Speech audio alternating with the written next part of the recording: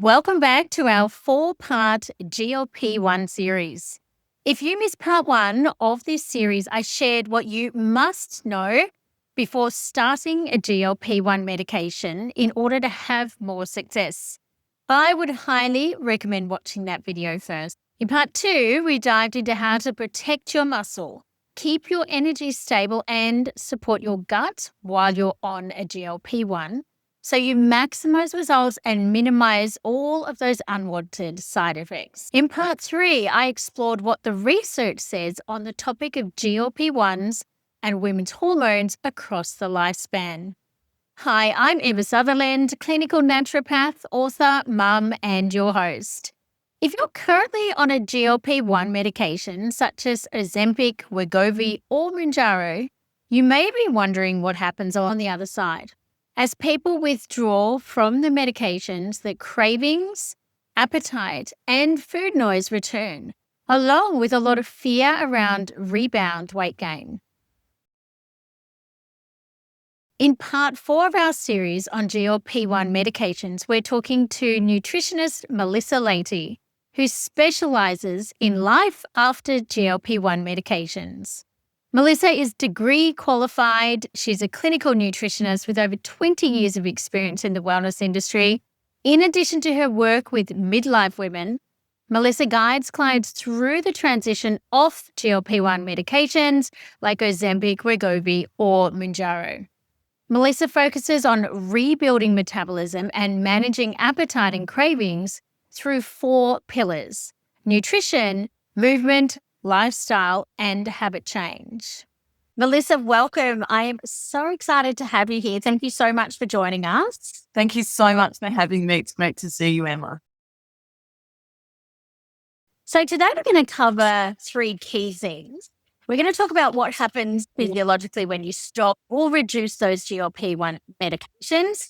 We're going to talk through top strategies for maintenance of the weight post cessation of the meds, and then we're going to do a quick Q&A. I'm going to fire some questions at you of the most common viewer questions that I get around this topic. Right. So tell us a little bit about who you are and what you specialize in, most importantly.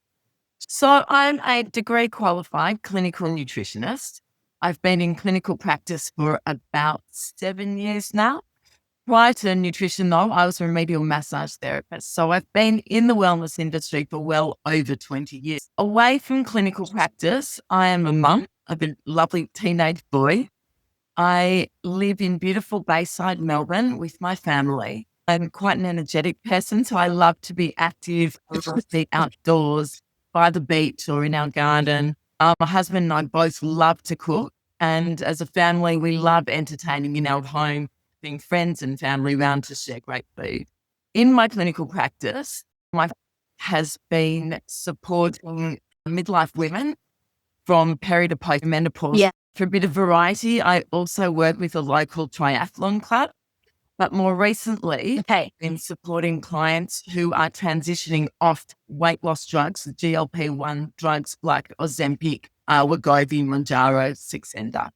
And I think this is one of the reasons why I wanted to have you on the show, is because this area can be so complex. And I think this phase of coming off GLP-1s is so critical, and it's really skipped over because when people stop or reduce those medications, there's such a risk of that weight regain, the metabolic adaptation, and those habits really slipping. So let's start with the basics. What happens in the body when somebody stops or reduces their GLP-1 medication? Okay, so once you stop the medication, or even often there'll be a stepping down of the medications, the effects actually do stay in the body for around 4 to 6 weeks. But when the drugs are out of the system or even on their way out of the system, it loses the effect of suppressing the appetite, and normal appetite signals start to return, and that sensitivity to ghrelin, our hunger hormone, start to return. And so we see normal appetite, hunger, and cravings coming back quite quickly. The other thing that happens is that the gut motility starts to return to normal. So with the GLP-1 medication, it slows gastric emptying so that food stays in the stomach for longer and makes you feel fuller for longer. But once that transit time starts to return, normal hunger returns. GLP-1 drugs support regular blood sugar regulation. So when they are out of the system, we find that there's more likelihood of the fluctuating blood sugar levels, which leads to cravings. So all in all, we see a return of normal appetite, hunger, cravings, and that food noise that people talk about, the concern about what, when, and where they're going to eat. Yeah, I had a patient last week who was a new patient, and she said to me, it was like in her brain, that food noise was like a 10 out of 10, like a TV turned on full ball. And it was actually really distracting her from her normal tasks, from her job. And she had come off her GLP-1 medication very quickly. And this is the gap that I see. She hadn't done the prep work to offboard it in a way that is going to make it easier for her. I know it seems obvious, but why does the weight regain happen so often after GLP-1 use? Just spell it out, because I don't think it's as obvious as it seems sometimes. Well, straight up, because while taking the GLP-1 drugs, the medications themselves are doing the heavy lifting. It's removing the burden of appetite, of cravings, of that food noise. And it makes it easy to be in a calorie deficit. When you are automatically full, you're not looking to eat anymore. So the calorie deficit is easy to achieve. And then weight loss just follows. When the appetite and cravings and food noise rebounds after the medications are out of the system, you need to eat more. So you naturally increase calories. And if we don't have a plan to offset those calories with movement and exercise, or don't keep control of how many extra calories we're taking, the weight comes back quite quickly. There's also a slower metabolism. Very often when people have lost significant amounts of weight very quickly, there's both fat loss, but there is also muscle loss. In fact, up to 40% of the weight loss can be muscle loss. Muscle, of course, is metabolically active tissue. And when we don't have that tissue there anymore, there's a slower metabolism because it's not helping to break down calories.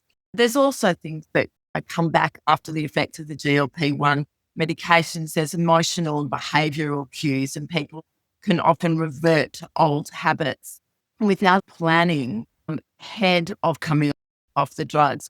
There's no structure to work to, and there's no way of really controlling that return to normal eating. And so things can swing wildly from a calorie deficit to calorie excess. And that's usually what drives the weight gain. Yeah, very nicely put. And what do you think are the biggest mindset or habit mistakes in clients transitioning off GLP-1s? What are the big things that people need to be aware of? Yeah, good question.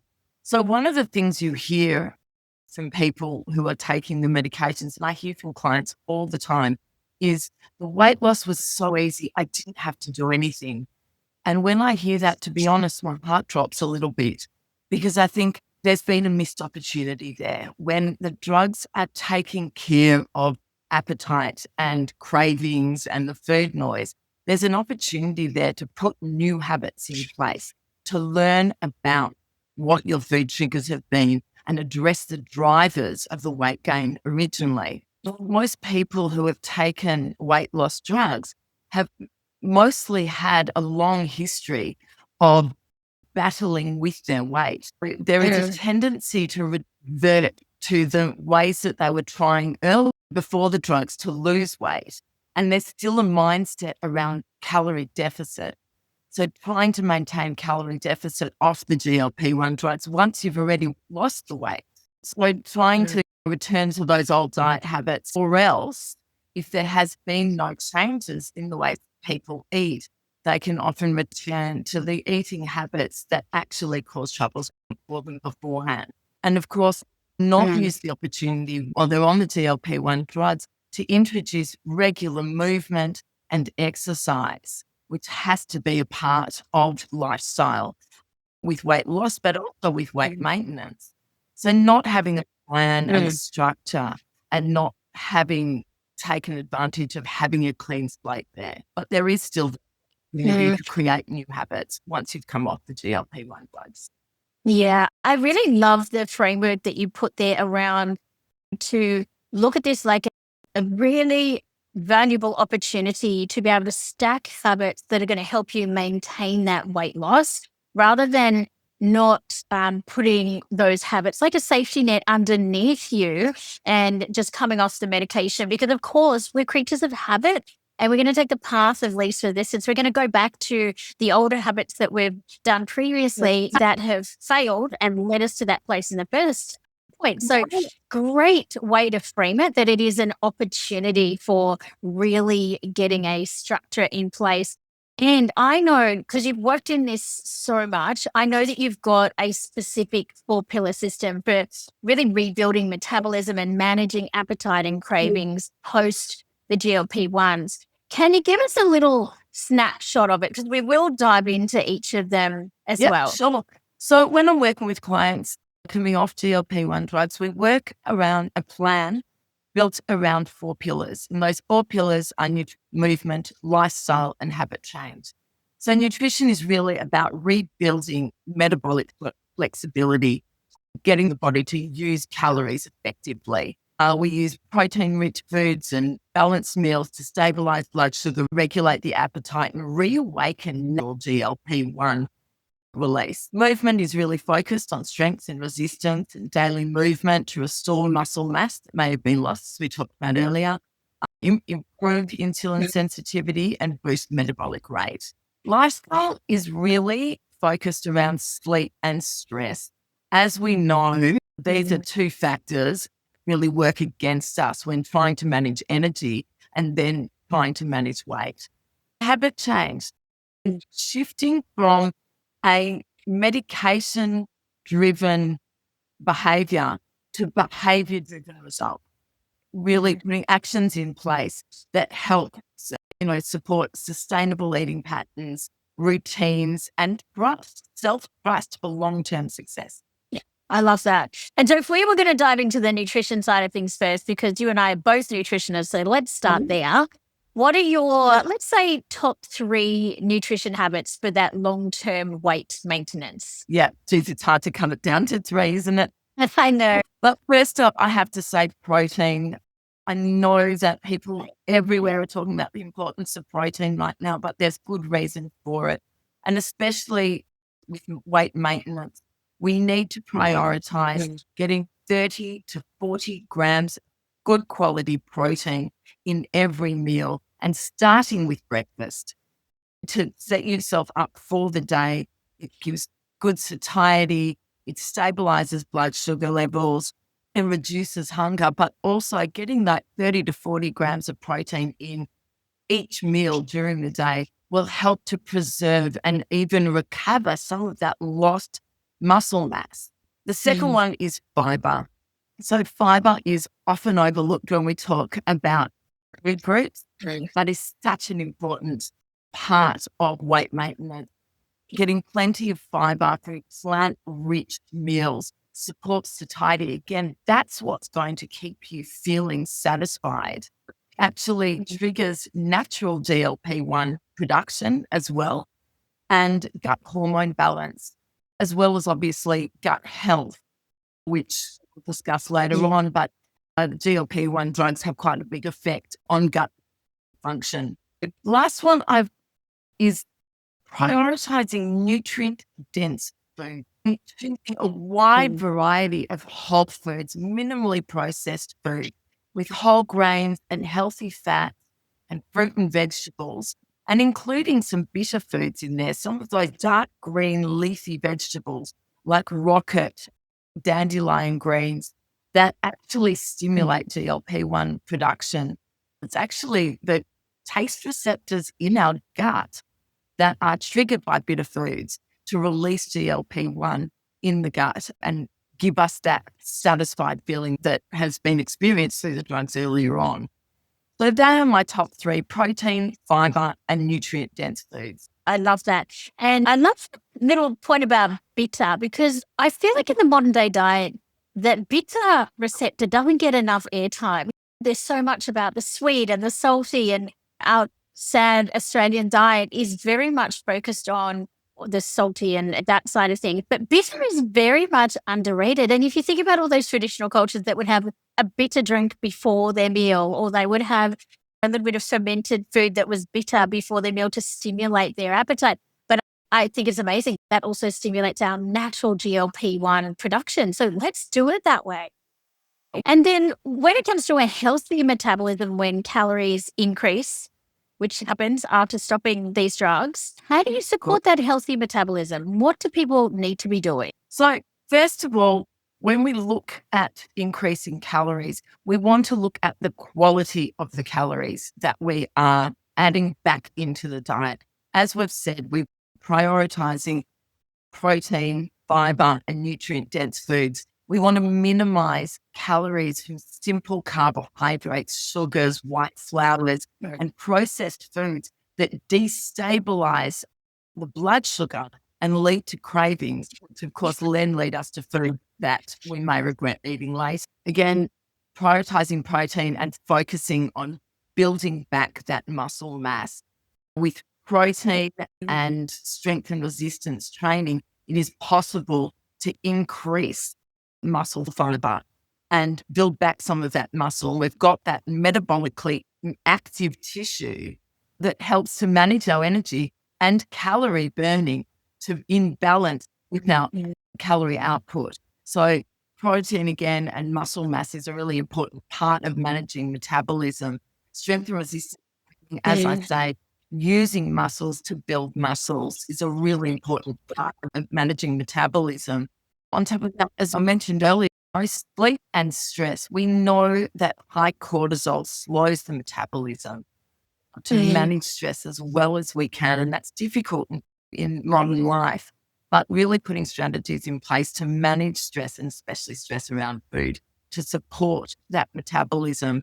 Poor sleep, we know, leads to low energy. Low energy leads us to looking for high energy foods, immediately available energy foods, which tend to be our simple sugars and sweet foods. And that again feeds into the cravings. And then really working on getting good, healthy habits in place to support healthy metabolism, choosing consistent calories over restricting calories to balance the metabolism, and having consistent meals and routines, having a structured diet, regular movement, and taking care of those lifestyle factors.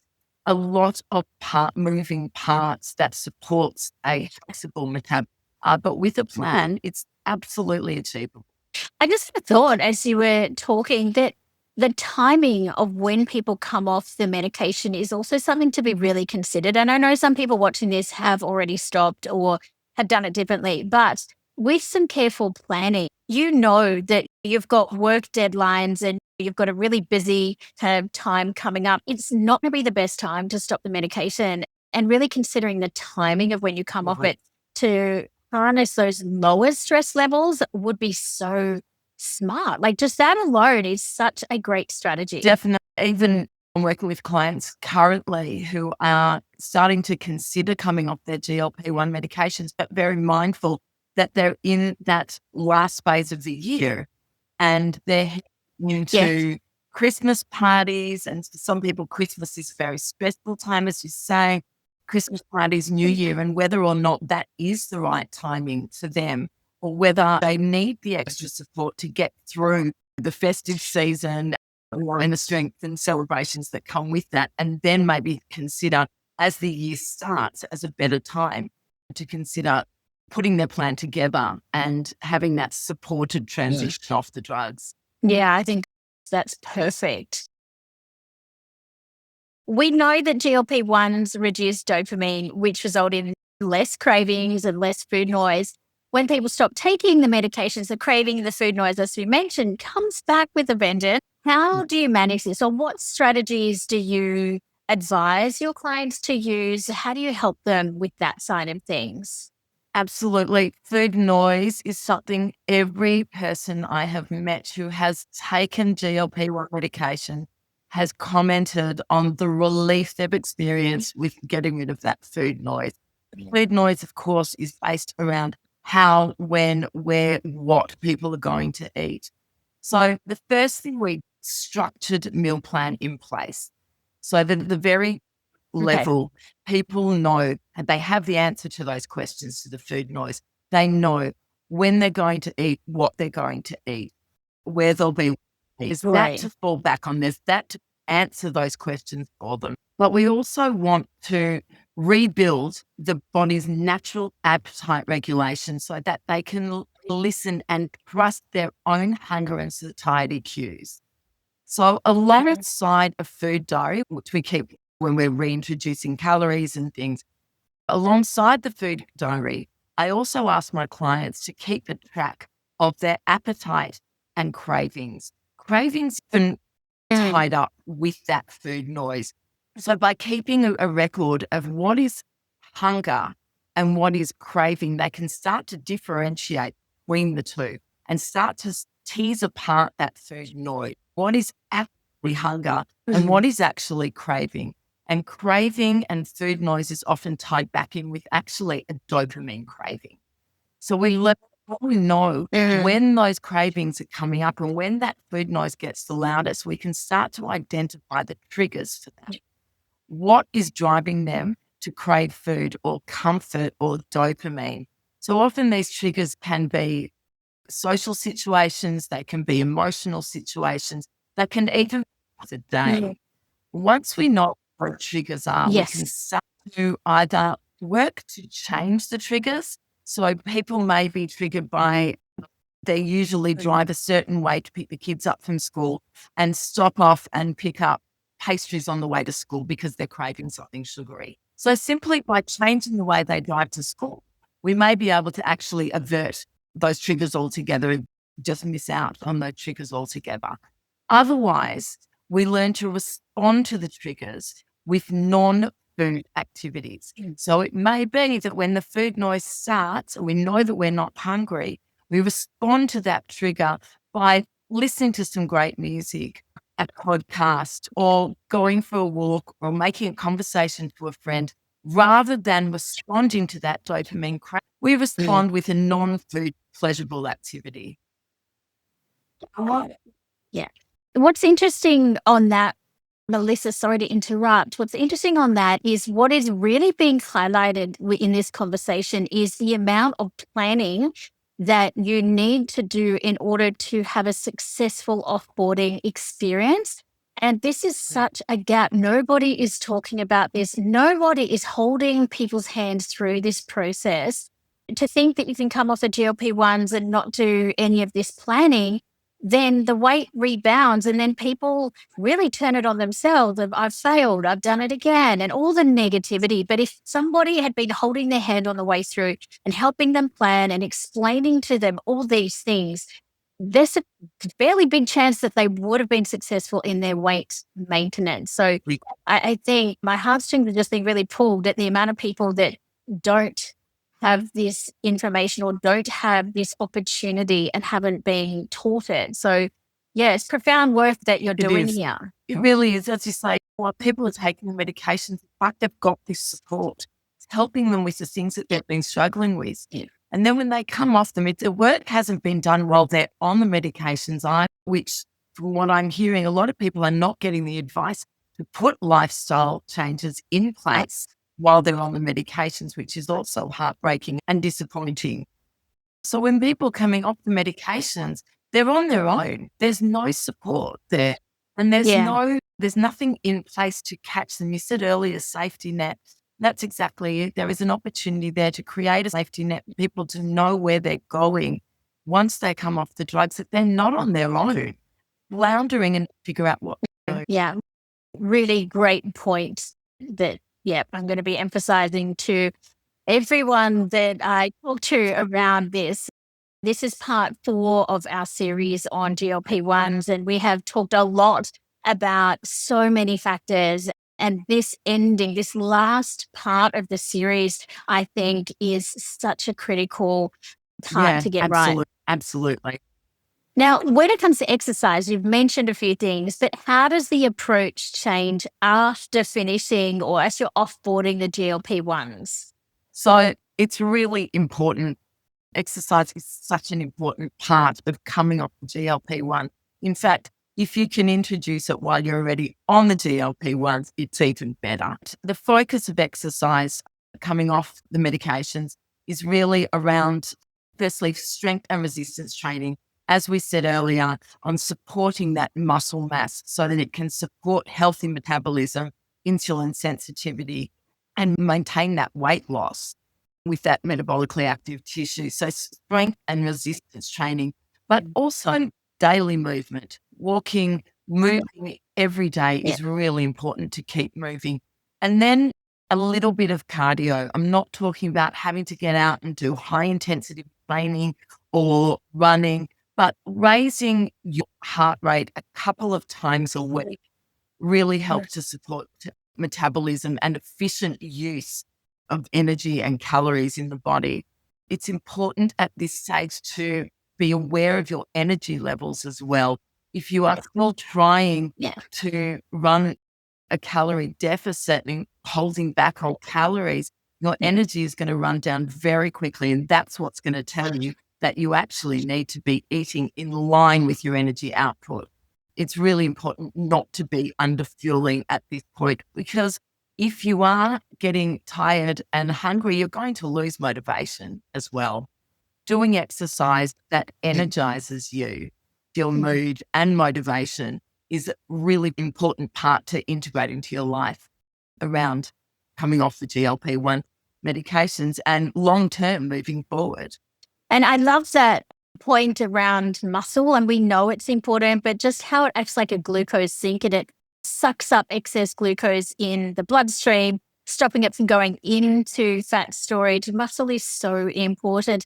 And then also I was thinking about something I talk to my patients about called NEAT, non-exercise activity thermogenesis. So it's all the little things we do from a movement perspective that can really help shape our metabolism. So it's the classic things of walking up the stairs rather than catching the lift. It's get up and walk down the hallway at work every hour. All of those little ways that we can just be burning a little bit more of those calories can be super helpful. And everyone can do these things. They have very easy interventions to put in place. Absolutely. Doesn't all have to be gym-based exercise. No, absolutely not. I agree with you there. We as nutritionists do have a very big focus on microbiome and gut health, and I'm super interested to pick your brains on how to support the microbiome and gut health when coming off GLP-1s. What do you see working well with your patients clinically? With this always focus on gut, and actually the GLP-1 medications have a huge impact on gut function. As we said earlier, that the GLP-1s slow the gastric emptying that actually causes most people to experience constipation while they're on the drugs. So there's a real recovery from that and a real need to reestablish regular gut motility after coming off the medications. In addition to encouraging regular meals to rebuild the digestive capacity, because with less food coming in, we've had less secretion of digestive acids and the enzymes that we need for regular digestion. But we also need to get the whole digestive system working together properly again. As I said earlier, we focus on fiber, not just for the satiety angle, but also to regulate transit time, that food moving through the system, food-soluble fibers and foods like flax seeds, kiwi fruit, chia seeds. These are great foods to increase transit time to alleviate that constipation, but also to alleviate and reduce some of the inflammation that may have actually been caused by the long-term constipation while they're on medication.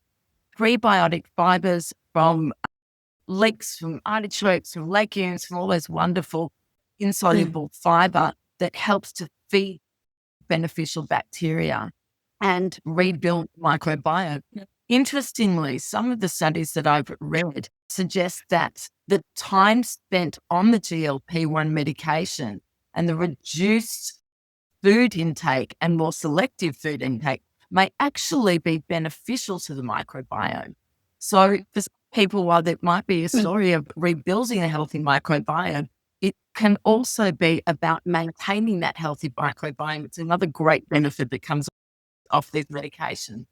So we really need to focus as well on hydration, on good probiotics, on movement, motility through the digestive system, and maybe like a magnesium citrate that helps with that transit time as well.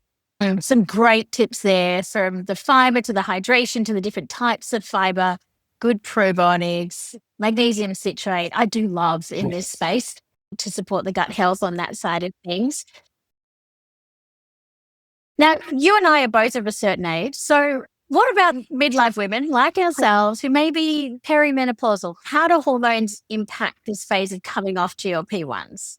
I've seen a lot of perimenopausal women and postmenopausal women who are choosing these weight loss drugs because of hormone changes and weight gain. So it is important to think about what's happening in that hormone space with the GLP-1 medication. Now, obviously, it's going to be different for the group of women who have that hormone therapy support to people who are not on hormone therapy. Yes. When you come off the medication with the hormone support, there's that extra estrogen that is going to be a bit protective. So you've got the anti-inflammatory effects of estrogen, a supported insulin sensitivity, and the protective of estrogen. For women who are not hormone therapy, a little bit more vulnerable to the effects of lower estrogen. So declining estrogen obviously affects metabolism with reduced insulin sensitivity. So we need to really be mindful about blood sugar regulation. There's also that possibility of inflammation. So we focus on anti-inflammatory foods and activity and really trying to keep inflammation down in the body. GLP-1 medications are also quite neuroprotective.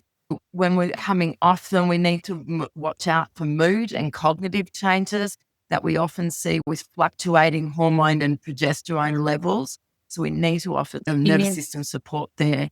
Cardiovascular health is an interesting one because the GLP-1 drugs are quite cardioprotective. And as we know, with estrogen, we become more vulnerable to cholesterol levels rising and those lipids that can be unhealthy for our cardiovascular system. So we lose that cardio protection as well from the GLP-1 drugs. And just the normal things that we keep watching out for, especially around muscle mass and bone density. Now, these are big concerns in perimenopause as it is. And if we've experienced a large loss of muscle during the weight loss phase, we need to be really certain to support muscle mass and keep up that exercise to reduce the risk of osteoporosis that is increased risk with less estrogen, as we know. Again, putting sleep and stress, which is an issue for a lot of women in perimenopause, is going to be a focus as well. In terms of the vasomotor symptoms, there's not a lot of research to say that GLP-1 drugs have any impact on that. So managing those hot flushes and discomfort and some of that brain fog is going to be part of perimenopause support on or off the GLP. Yeah. And the interesting thing is, this is where collaborative care is so important. Women need to be getting their bloods done so that they can monitor how their lipids go before and after. They can monitor all of these things with a GP and then work with someone like yourself to put a plan in place to mitigate all of these things. So I think awareness is key here, that we need to be getting bloods done. We need to be actually getting the data to know or to help inform what we really need to focus on, especially coming off these medications. If I may just add that having blood tests during and following GLP is so important because we've got that reduced calorie intake as well as the disruption to the digestive system. We don't know where our nutrient levels sit either, and we are at risk of reduced levels of iron, of B12, of a lot of the minerals and micro nutrient. So thank you very much for reminding me about that. Yes, blood testing and monitoring all those levels in the body is a really important part of recovery after the GLP-1 medication. Yeah. And what I've found with patients is that when we do that and they see how we've been able to protect their nutritional levels with all the things that you've implemented, they have such a sense of achievement. It's, oh, my iron hasn't dropped. My B12 is still good. All of these metrics are steady, which is exactly what we want. It's very satisfying for patients. Absolutely. I always think when it comes to weight and weight reduction, that it's not just about the number on the scale. And I know you view this holistically as well. It's about how your clothes are fitting, how your energy levels are, all of those things. So I think the bloods are just another way to track how that individual is going from a success perspective. Now, are you ready for a game? I want to do a rapid fire Q&A because these are questions that our viewers most often ask. And let me give you a limit. You've only got a couple of sentences that you can respond with. I know we could talk all day on this, but we're going to limit you to maybe 3 sentences. Are you ready to play? I am ready. Great. Okay, question number 1. Will I regain all the weight when I stop the medication? It is quite normal to gain a couple of kilos when you go from a calorie deficit into maintenance calories. So it's good to be prepared for that. But from there, with careful planning and managing your nutrition, lifestyle, exercise, not necessary that you will regain all the weight after your weight loss. Okay. Question 2, how quickly should I increase calories after stopping GLP-1? As we said, the effects of GLP-1 wear off slowly, and you'll find that appetite starts to increase gradually. So this is a great way to reintroduce calorie in a gradual, controlled manner to meet hunger and satiety signals. As long as you're monitoring your hunger and energy and keeping up exercise and only eating the calories that you need, but reintroducing gradually. Question number 3, is it okay to continue GLP-1 long-term if I maintain my good habits? So it shows, obviously, there are loads of amazing health benefits from the GLP-1 drugs across for weight loss, for blood sugar regulation, for cardiovascular health, etc. But at this stage, most of the research is limited to 2 to 5 years. So we don't really know what happens beyond that. Having said that, putting good habits in place, nutrition, lifestyle, movement habits is going to be beneficial whether you stay on the medications or not. Yeah. I think for me, the caveat is you can't just stay on them for the rest of your life and not do the work that's needed. Yeah, I definitely agree with you. Okay, last question. Question 4. This is a tricky one, even for me. I'm like, what should I focus on first? Should it be food? Should it be exercise? Or should it be mindset? Mindset. You got to pick one now. Oh, that was fast. Okay, tell me why. Clear. You need to get your head around what it is that you were trying to achieve first. Put the plan in place. Get your mindset set up, and then food and nutrition together when you're ready. I love that. Unbelievable. Thank you so much, Melissa. Key take homes. There's so many. Build and maintain your muscle and your metabolism. Use nutrition to regulate your appetite and hormones. And remember, the work isn't done just because the medication is. Now, any last words of wisdom for us today? Plan for success. We've said it so many times throughout the session today. The success is in the planning. I say it to my clients all the time. Having a plan in place gives you a structure, gives you something to work to, and it keeps you in line with your goals. You can't reach for what's not there. You can't eat good foods if it's not there in your cupboard, but you also can't reach for the wrong foods if they're not there in the cupboard. So plan for success. Success is always in the planning. Beautifully said.